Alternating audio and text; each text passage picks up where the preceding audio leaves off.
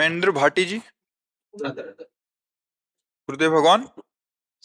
भजन करते हुए मन बहुत इधर उधर भागता है, बहुत एकाग्र करने पर भी एकाग्र नहीं होता महाराज जी। अब एकाग्रता के लिए पावर चाहिए, अभ्यास का और ब्रह्मचर्य का भी। देखो, मन, प्राण और वीर, ये तीनों का एक तारतम्य है। एक कंट्रोल में हो जाए तो ये दोनों कंट्रोल में हो जाएंगे। जैसे भजन में डूबने का जब समय होता है ना एकदम, तो प्राणवायु चल रही कि नहीं चल रही इसका भी पता नहीं, इतने सूक्ष्म हो जाते हैं प्राण। मन एकदम शांत एकाग्र, फिर कोई भोग वासना नहीं। अगर आपका ब्रह्मचर्य हीन जीवन है किसी भी क्रियाओं से, तो आपके प्राण स्थूल हो, मोटी सांस, लंबी सांस, प्राण अधिक खाना, मतलब अधिक वासना, और मन गंदा और चंचल होगा। तीनों का एक जोड़ है। और आपका ब्रह्मचर्य ठीक है, स्वाभाविक बिना प्रयास के आपका मन एक शीतल, एक गंभीर, एक शांत, जहां लगाना चाहो एकदम तुरंत लग जाएगा, विक्षेप नहीं। अभ्यास और ब्रह्मचर्य, प्राणों का संयमन, मन का एकाग्र होना, ब्रह्मचर्य ठीक रहना, इस तीनों का तारतम्य है। अगर ब्रह्मचर्य नहीं तो देखो अध्यात्म में चलना बड़ा मुश्किल हो जाएगा, क्योंकि उसके लिए पावर चाहिए ना। हम देखो, अभी आपको 10 दिन थोड़ा थोड़ा भोजन इतना केवल दिया जाए तो आपकी स्मृति गड़बड़ाने लगेगी, आपका क्रिया करने का उत्साह कोई भी है वो सब डाउन होने लगेगा। मतलब हर तरह आपको न्यूनता दिखाई देगी अंदर। मतलब ये सब सच्चिदानंद नहीं है, ये अन्न पानी से चलने वाले हैं। मतलब इसको पावर से चलाया जाता है। अभी आप 1 साल ब्रह्मचर्य रहिए, आप फिर देखिए आपके विचार कैसे होते हैं, आपको के शरीर में कैसी ऊर्जा होती है, आपका प्रतिज्ञा, आपके वचन, आपकी चेष्टा, आपकी क्रियाएं कितनी मतलब पवित्र और साफ स्वच्छ एकाग्र। अब हम लोगों ने ब्रह्मचर्य को एक मनोरंजन समझ लिया। अब कहे मन एकाग्र तो कैसे हो सकता है बताओ। चाहे जितनी बड़ी गाड़ी हो, मर्सिडीज हो, और डीजल पेट्रोल मत डालिए तो धक्के लगा के चलाना पड़ेगा। अब अपने जीवन का डीजल पेट्रोल है ब्रह्मचर्य, और उसको तो बर्बाद कर रहे हैं अपने लोग। तो फिर अब धक्का ही गाड़ी से धक्का से चले गए, उसमें कहाँ मनो निग्रह, इंद्रिय विजेता और अध्यात्म पर, ये सब बहुत दूर की बातें है। किसी को अध्यात्म में चलाने के लिए गुरुजनों ने, उपनिषदों में जो गुरुजन है वो महापुरुष जन, पहले 12 वर्ष ब्रह्मचर्य आश्रम की पवित्र नियमावली के अंतर्गत, फिर उनको ब्रह्म का उपदेश किया। 12 दिन तो ब्रह्मचर्य रहना मुश्किल पड़ रहा है। जवान का ब्रह्मचर्य, नेत्र का ब्रह्म, हर इंद्री का ब्रह्मचर्य ना। जवान जो कहती हो हम खा लेते हैं, वाणी जो चाहती हो हम बोल लेते हैं, नेत्र जो देखना चाहते हैं हम देख लेते हैं। फिर मन को एकाग्र किससे करोगे? क्योंकि इन्हीं 5 ज्ञानेंद्रियों के साथ तो ये गंदी बातें करता रहता है मन, और वही हम छूट दिए। भैया पहले नींव संभालो, ठीक से रहो, ब्रह्मचर्य धारण करो। देखो गृहस्थी में जैसे लोग ये हवाला दे देते ना, भाई हम तो गृहस्थ, तो तुम्हारे लिए लाइसेंस थोड़ी मिल गया जीवन नष्ट करने का। नए नए बच्चे हो, समझो, तुम्हारा ब्याह हुआ है तो इसका मतलब जीवन नष्ट करने का लाइसेंस थोड़ी मिल गया है। दोनों एक सहमति बनाओ, लंबे समय तक ब्रह्मचर्य रहो, और फिर गृहस्थ धर्म में उतरो, तो देखो वो ब्रह्मचर्य निष्फल नहीं जाएगा। तेजस्वी, धर्मात्मा, बलवान पुत्र पैदा होगा। अब जब आप लोग ब्रह्मचर्य का संग्रह ना करोगे कि हम तो गृहस्थ हैं, तो आप देखना जितनी बार आपका ब्रह्मचर्य क्षय होता जाएगा, ये बात लिख लो, उतने विचार आपके क्षीण होते चले जाएंगे। शारीरिक शक्ति और विचार शक्ति दोनों आपकी कमजोर होती चली जाएंगी। आप खुद अनुभव करना, जब ब्रह्मचर्य रह जाता है, शरीर भले रोग से ग्रसित हो, तो विचार शक्ति इतनी बलवान होती है कि शरीर शक्ति के हीन होने पर भी वो प्रसन्न रहता है। खास बात होती है विचार शक्ति, और वो तभी संचय होती है जब ब्रह्मचर्य होता है। ब्रह्मचर्य बहुत बड़ा वरदान है, ये लोग समझ नहीं रहे। सबसे प्रार्थना करते खिलवाड़ मत करो, सुख के नाम पे तुम्हें बर्बाद किया जा रहा है। ये मन तुम्हारा तुम्हें सुख का प्रलोभन देके तुमको नष्ट करके अपने अधीन कर रहा है। मनमानी आचरण बंद करो। गृहस्थों में भी आप पवित्र चरित्र पढ़ के देखो, संतानें हुई, दो दो चार चार संतानें रही, पर बस संतानें भर के लिए तो तेजस्वी, सत्यवादी, धर्मात्मा ऐसे हुए। अब अपने लोगों के आचरण बताने की जरूरत क्या है, खुद आप देख लो। अब अध्यात्म में कैसे चलोगे तब बताओ, कैसे चलोगे?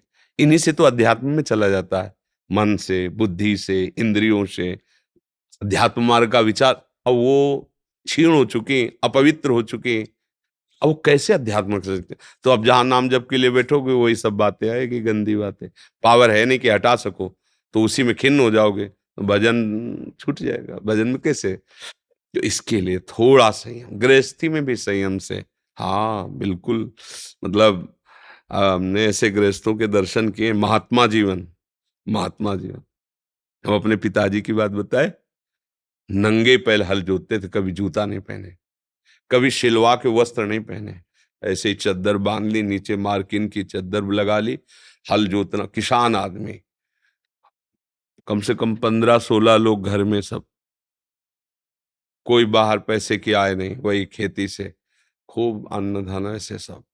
और मर्जाल की अधर्म की बात भी कहीं घर में हो जाए, बात नहीं, बाजार से कभी सब्जी मसाला नहीं आया होगा, हल्दी की गांठ जो खेत में पैदा हुई और धनिया पीस के छौंक के वही का सतोगुड़ी। मोहल्ले में प्याज लहसुन नहीं, ये कोई व्यसन नहीं। और इतना सख्त शासन उनका, ब्रह्म ऋषि की तरह थे। अपने जब वो किसानी में जाते थे ना, तो हल, बैल और एक झोली, झोली में गीता जी, छोटी सी रामायण, गुरु की पादुका और गंगा जल और सेवा का सामान। 10 बजे तक हल जोता, ठाकुर जी विराजमान करके नहा धो के पूजन किया सब। पहले उनका जो भोग पहुंचा तो खड़े होकर पहले एक बार ऐसे देखते कोई साधु महात्मा दिखाई दे कोई, जब नहीं तो बैठ गए, भगवान का नाम जपा। और ऐसे कि उन्हीं का प्रभाव, उन्हीं का प्रताप, कि देखो अपने लोग भगवान के मार्ग में, बचपन से भगवान के मार्ग में, उन्हीं का संस्कार। अगर उनके अंदर तप और पवित्रता ये ना होता तो हम लोग कोई मतलब आकाश से थोड़ी पैदा होते भाई। अगर उनके आचरण सही न होते तो हमारे आचरणों को कैसे बल मिलता? संत महात्मा घर आते, सेवा होती, उनका चरणामृत पीते, तो हम ही नहीं, लगभग लगभग पूरा परिवार भगवान की भक्ति में, पूरा परिवार। अगर हम संयम से नहीं चलेंगे ना, हाँ तो बिल्कुल समझो, संयम से रहो, फिर पुत्र पैदा करो तो देखना कैसा। भजन करो, संयम से रहो, दोनों राजी होके अच्छे विचार, फिर देखो संतानें पैदा होंगी। अब भैया ऐसी ऐसी आचरण, ऐसी ऐसी क्रियाएं कि मन बहुत गंदा, आज का समय देख लो ना। अब कैसे ऐसे मन को भगवान में लगाओगे?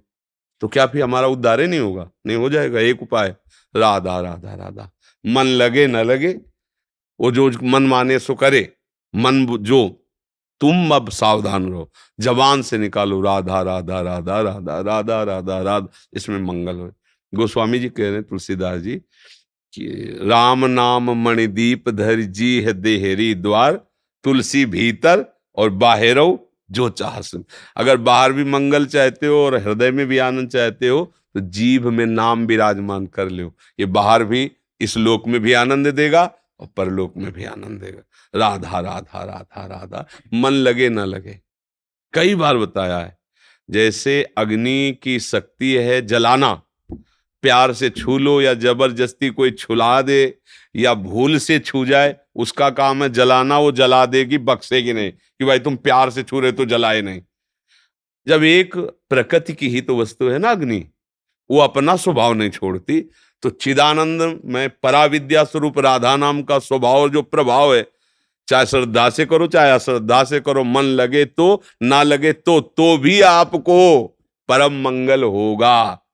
तो अब हमको सावधान रहना चाहिए, जो आचरण हमसे गंदे हो गए वो दोबारा हमारे जीवन में हमको ना गिरा पावे, ऐसा प्रयास करो। और खूब नाम कीर्तन करो और नाम जब करो, राधा राधा राधा राधा राधा।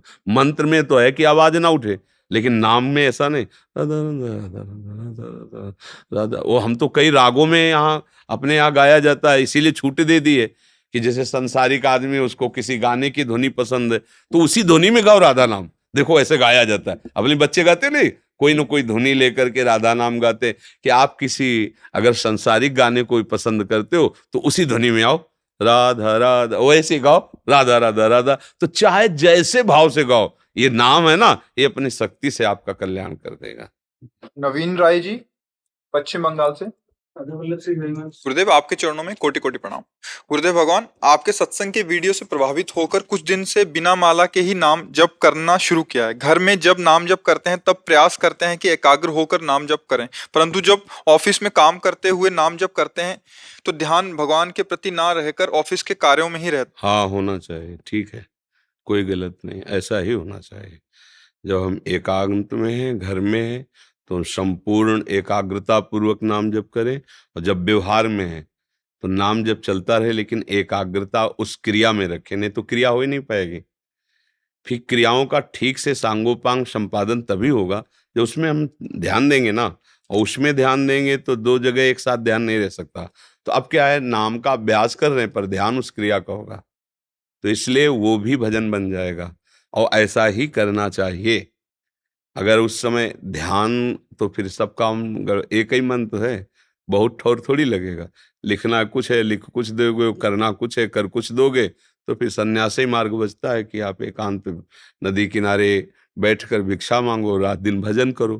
पर व्यवहार में भी भजन करके भगवत प्राप्ति करनी, तो ये अच्छी बात है। एकांत मिले, समय है, भगवान का ध्यान करते हुए भजन कर रहे हैं। व्यवहार में है तो भजन करते हुए वो व्यवहार हम एकाग्रता पूर्वक कर रहे हैं, क्योंकि व्यवहार भी भगवान की सेवा हो जाएगी। बीच बीच में नाम स्मरण हो रहा है, और हम ऑफिस या किसानी या व्यापार जो भी कार्य, वो भगवान की सेवा हो जाएगी। बहुत अच्छा है, ऐसा ही करो। गुरुदेव भगवान, 5-6 साल पूर्व हमने गुरु दीक्षा लिया था। गुरुदेव, दीक्षा गुरु के प्रति पूर्ण श्रद्धा रखते हुए क्या मैं आपको गुरु मान सकता हूँ, और क्या मैं साथ में राधा नाम भी जप कर सकता हूँ? देखो, भगवान एक जैसे हैं, ऐसे गुरुदेव एक हैं। हम उन गुरुदेव को जहां पहचानना चाहें वहां पहचान सकते हैं, क्योंकि गुरुदेव अखंड मंडलाकारम व्याप्तमेन चराचरम, चर अचर में सर्वत्र विराजमान गुरुदेव हैं। अब कोई बात हमें लगी किसी भी संत की, क्या बात है, बहुत सुंदर, ये तो बस मेरे गुरुदेव की बात है, मान कर सबे संत गुरुदेव हैं, व्यास है या परतीत, वो बात मान ली तो गुरु का पूजन हो गया। क्योंकि गुरु ही सबके अंदर बैठे। गुरु के रूप अनेक हो सकते हैं, लेकिन गुरु एक है। भगवान के रूप अनेक हो सकते हैं, पर भगवान एक है। समझ रहे ना? फिर कोई पूछने की जरूरत ही नहीं। हमारा जहां भाव बना वहां हमारे गुरुदेव भगवान, जो हमें प्रिय लगा उनकी बात, उसे गुरुदेव की वाणी समझकर हृदय में धारण करें। दिलीप गोस्वामी जी, बरसाना से। गुरुदेव राधे राधे। महाराज जी, मेरा प्रश्न है कि मोक्ष और मुक्ति में क्या अंतर है? एक ही बात है। उसको जब हम पुल्लिंग में बोलते हैं तो मोक्ष बोल देते हैं, जब स्त्रीलिंग में बोलते हैं तो मुक्ति बोल देते हैं। कि मैंने ये सुना था कि मतलब मोक्ष उसे कहते हैं कि जो मतलब एक साथ चला जाए, जैसे एक झटके में।